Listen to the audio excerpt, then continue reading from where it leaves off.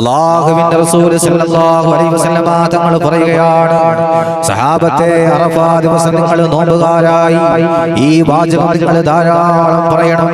ഇതിനേക്കാൾ വലിയ ഒരു പ്രാർത്ഥനയില്ല, ഇതിനേക്കാൾ അല്ലാഹുവിന് ഇഷ്ടമുള്ള മറ്റൊരു വാചകമില്ല. അല്ലാഹുവിന്റെ റസൂൽ പറഞ്ഞ വാചകം ഏതെന്നറിയോ? ലാ ഇലാഹ ഇല്ലല്ലാഹു വഹ്ദഹു ലാ ശരീക ലഹു ലഹുൽ മുൽക്കു വലഹുൽ ഹംദു വഹുവ അലാ കുല്ലി ഷൈഇൻ ഖദീർ. അറഫാ ദിവസം പറയണം ചെറുപ്പക്കാരാ, ലാ ഇലാഹ ഇല്ലല്ലാഹ്, അല്ലാഹുവേ നീ അല്ലാതെ ഒരു ആരാധ്യ വസ്തുവില്ല അല്ലാഹ്, നീയാണ് ഈ ലോകത്തെ പടച്ചത്. അല്ലാഹുവേ നീ ഏകനാ, അല്ലാഹുവേ നിന്നോട് പങ്കാകാൻ ഒരാളുമില്ല അല്ലാഹ്. അല്ലാഹുവേ നിനക്കാണ് അധികാരം, നിനക്കാണ് സർവസ്തുതിയും.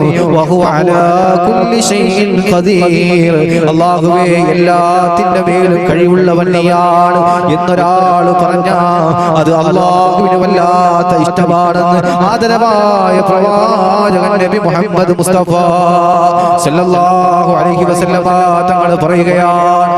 അല്ലാഹു നമുക്ക് ഈമാൻ നൽകി അനുഗ്രഹിക്കുമാറാകട്ടെ. അതുകൊണ്ട് അറഫാ ദിവസം നമ്മൾ ധാരാളം ഇബാദത്തുകൾ ചെയ്യണം.